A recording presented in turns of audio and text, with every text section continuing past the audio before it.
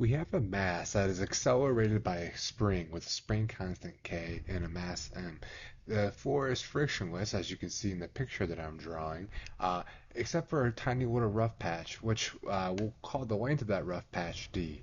The coefficient of friction is mu k is equal to 0.48, and it has an initial velocity vi equal to 3.8 meters per second. Now, we know the spring constant is in the K, and it depends on how much is displaced from its equilibrium, as you can see on the screen.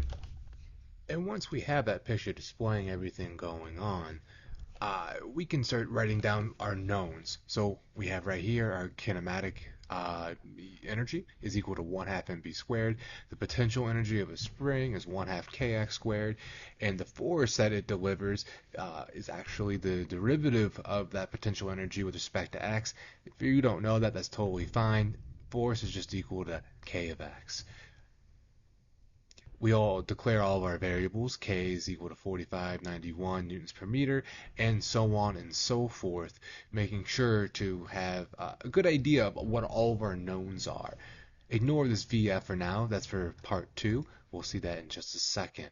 So how much work is done by the spring as it accelerates the mass? Since energy is conserved, we know that the work done on the mass must equal its kinetic energy after launching from the spring. So if the work, because the only source of energy this mass is receiving is from the spring, all of its kinetic energy has to come from the work done by the spring. So if we take just the kinetic energy equation, 1/2 mv squared, or vi squared in this case, we have it equaling to 86.64 joules, or kilograms times meters squared over a second squared. Those are the raw units. Second part of the question, how far was the spring stretched from its original unstretched position? Well, since we know the total energy and we know the potential energy of a spring is related to how far it's stretched from its original equilibrium position, all we have to do is to set this 86.64 equal to the work done by the spring, or the potential energy of the spring, which is 1/2 kx squared. Solving for x squared, or in this case delta x, we have it displaced 0.194277 from the actual spring equilibrium. Now, if you wanted to be picky, it would actually be negative. Get rid of that. It actually be a negative thing because the spring is pushing, and when you give it a negative displacement, it pushes. But I think we understand what we mean. We'll just be very careful with that. The third part of the question, the mass is measured to leave the rough spot with a final speed of that. How much work is done by friction as the mass crosses the rough spot? So right now we have an idealized system. Energy is conserved, except for this little rough spot. This thing is dissipating our energy. So to find the work done on the mass, all we have to do is take its original kinetic energy, and subtract it from its final kinetic energy. Or again, if you want to be picky, we switch those up. We take the final kinetic energy, subtract it from its original kinetic energy, and that will give us a negative number. This is the energy the rough spot took from our system.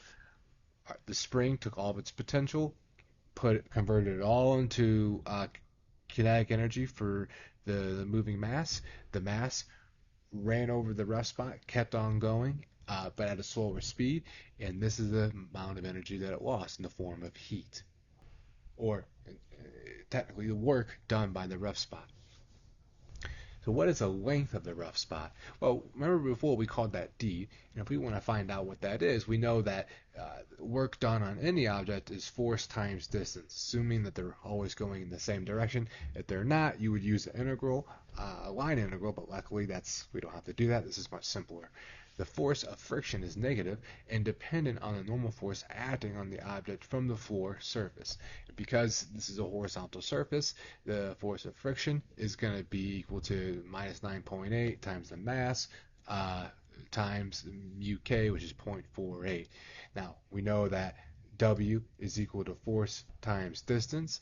We just take force, divide both sides by force. We know that distance is equal to the work done by the rough spot divided by the force of friction. So we know that the length of the rough spot in this scenario is 1.02 meters. Now, in a new scenario, the block only makes it halfway through the rough spot. How far was a spring compressed? Well, if it only made it halfway, we know then that the amount of work needed to stop the block was half of what it was before. Take the work done by the rough uh, originally, divide it by 2, that will be the total energy of our system. And if we set our potential energy from the mass, from the spring, we know that that potential energy must equal the new work because this work is only half of what it was before, and the particle stops exactly halfway through the rough spot. This will give us our new total energy of 28.8 joules. Set that into this equation and solve that to get our displacement of 0.112 meters. And actually, now that I read this problem, I didn't do the new scenario. I actually did the old scenario. However, once you know how to do the old scenario, the new scenario will be very easy to do. So in this old scenario, what would be the coefficient of friction of the rough patch needed to be changed to in order for the block to just barely make it through the rough patch? Now, if you remember from before part 2, I believe, we found that the spring is compressed 0.194 meters. So if we plug this into our equation for the total potential of a compressed spring, we can get our original work done by the